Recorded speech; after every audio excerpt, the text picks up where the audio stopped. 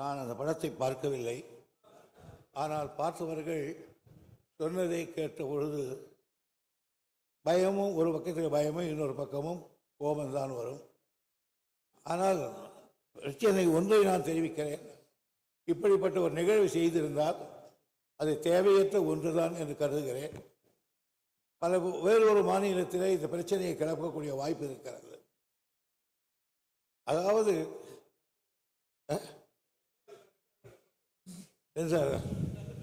நல்லது.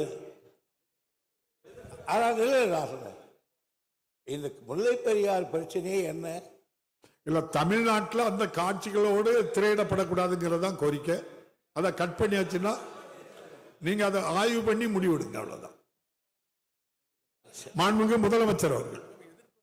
மாண்புமிகு பேரவைத் தலைவர் அவர்களே, சென்சார்ல முதல்ல கட் பண்ணல.